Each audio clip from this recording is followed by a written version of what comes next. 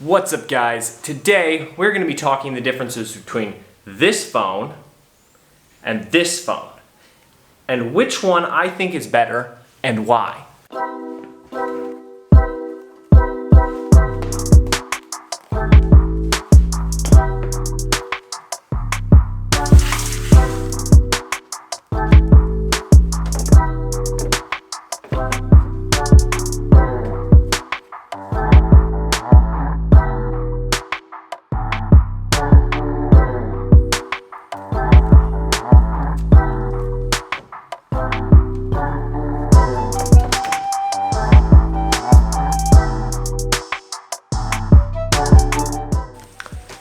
Alright, so I've made some progress on my room. I'm still working on it, but I figured now would be the appropriate time to talk about these two. So, a little while ago, not more than a little while ago, some time ago while swimming in the river, my phone fell into the river and we kind of lost it, so it was gone. So I still need to be contacted by people and be able to contact people like my family and friends and ABCD.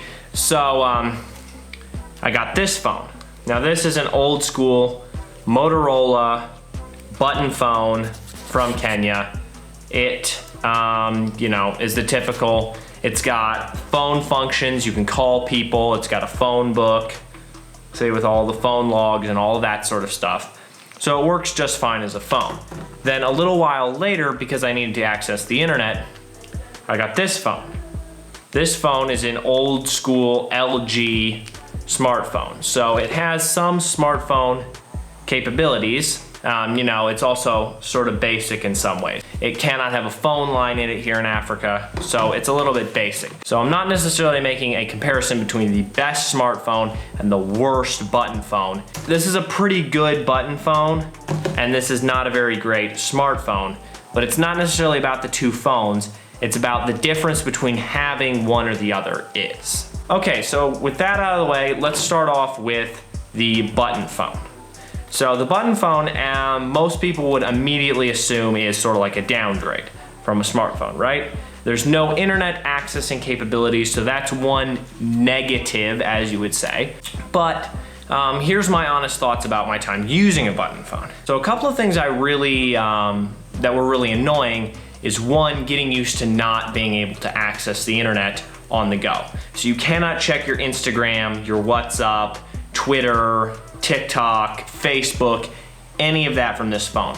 So in some ways that was a little bit annoying, getting used to that. But the positive side of that is the fact that you don't spend very much time on your phone. When your phone only has one job and that's just to call people, you don't end up using it for much else. So you spend a lot of time doing other things you enjoy instead of just on your phone surfing Facebook or checking Twitter. So in some ways that was a big positive as well as a negative. The second thing that was very annoying is you can't necessarily put music on this. So there was no playing music on the go.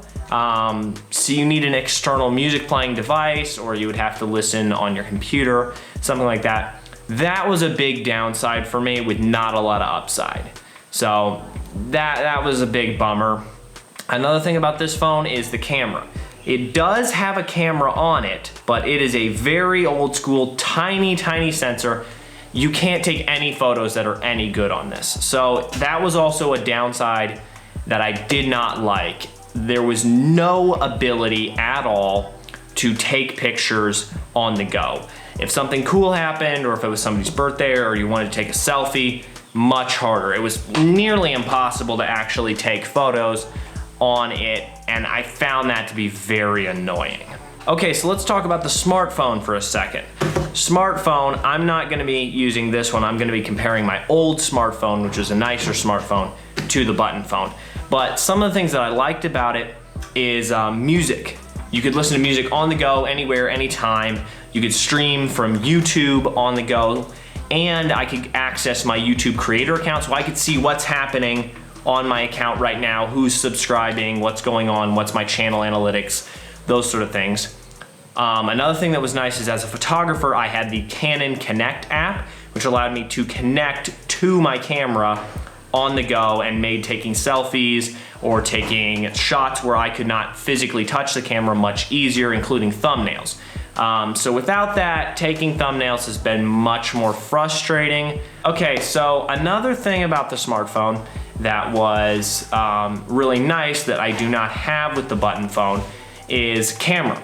On the smartphone, you can easily take selfies, you can record any event going on with HD video, so obviously not a very high resolution HD, but depending on the price of your phone and the quality of its camera, that may be different. Some iPhones take really incredible video, so that has been a bummer not having that. But I would say the main thing that I noticed that I liked about not having one of these was you spend much less time online.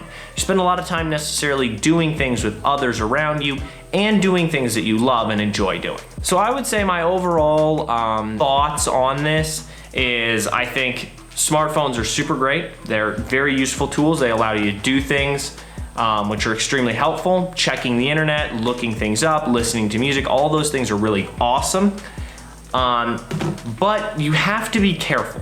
With a button phone, you never have the temptation to just sit there and surf Instagram and check your Facebook posts and then go and tweet 3 or 4 things, make a TikTok, and then before you know it, 3 or 4 hours are gone, and now you've wasted a lot of your free time that you could have been using to go outside and play with your siblings or with your kids. You've wasted time that you could have been going and making a YouTube video or taking photos or doing whatever it is that you love, depending on what you're into. So I would say smartphones are an amazingly useful tool, but be careful that you're not spending too much time doing things that don't necessarily benefit you or profit you as an individual. All right, I gotta get back to unpacking, so thanks for watching this video. If you enjoyed it, give it a like, comment down below, let me know what you think. Subscribe to my channel if you aren't already, and I will see you guys in the next video. Bye!